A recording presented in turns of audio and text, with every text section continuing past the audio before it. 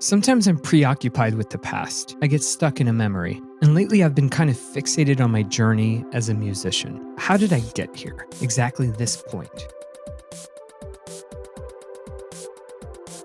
This all kicked off after seeing the film Paris, Texas for the first time.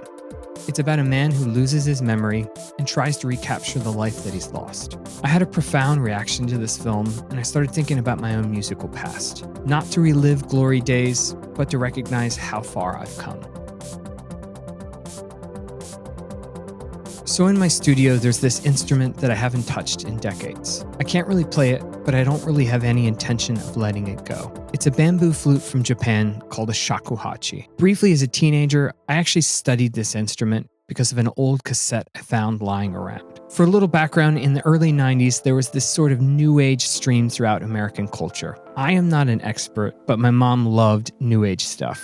Wind chimes, stone gardens, tea, calligraphy, and tai chi, all that stuff. And at one of these local new age stores, she picked up a cassette by a Japanese musician named Kazu Matsui that would go on to have a profound influence on me. My mom didn't own a lot of cassettes, so that one kind of stayed in her car on a continuous loop for a while. So fast forward a few years later, 9-year-old me saw the concert band at my school, and I made a decision right there that I was going to learn to play the flute. I probably made a connection to that early cassette tape and what I was seeing. In our public school, everyone had a chance to join the group, as long as they could demonstrate some ability on the recorder. So I took that sheet music and my plastic recorder and I played Hot Cross Buns and Jingle Bells over and over and over. I even distinctly remember bringing it down the shore and practicing those melodies as a little kid. I was beyond determined. So the 6 or 7 years that I played and studied the flute actually laid the foundation for the musician that I am today. I was privileged to go to a great public school and be able to study privately. And I was fortunate to have supportive parents who encouraged me. Now, while I didn't stick with that instrument, it was the start of my music journey. I went on to study other instruments, get a degree in music, and eventually become an elementary and middle school music teacher. So with that in mind, I decided to challenge myself and write a song featuring the flute. It took a lot more work and practice than I anticipated, mainly because I was very rusty, but I'm really proud of how it came out. Here's my newest song, Better Things. When will you ever learn to do what's hard? Count all the wins you got from the start. One more time you wonder, can't keep up much farther.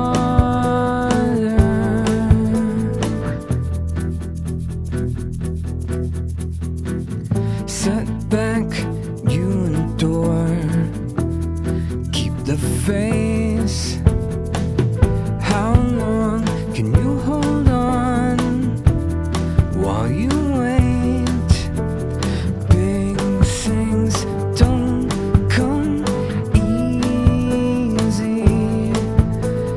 Good news knocking, please be. The last time you say it always starts this way.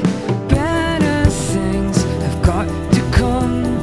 I can't be the only one asking for a chance to live out all our plans. Up ahead, I've got to go do the work. It's all I know. All I know. All I know.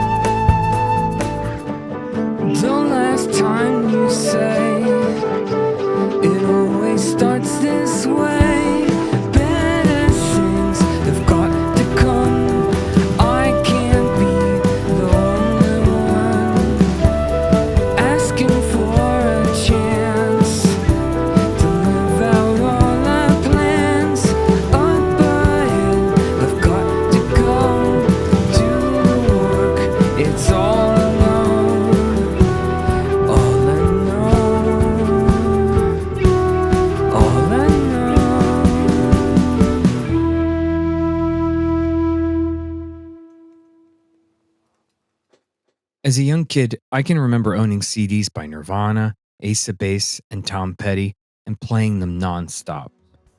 But rediscovering this shakuhachi player, Kazu Matsui, seems to be a repeating pattern in my life.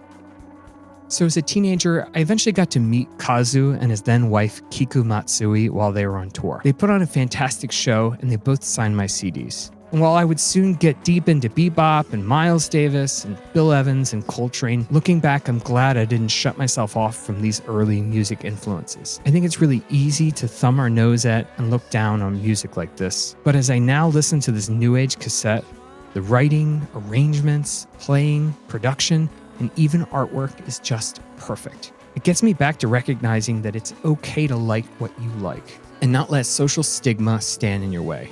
Growing up, I knew that there was a negative connotation with playing the flute, that it wasn't like a macho instrument, but that never stopped me from pursuing my interests. And I'm glad I've held on to that all these years later. Don't make excuses, make music.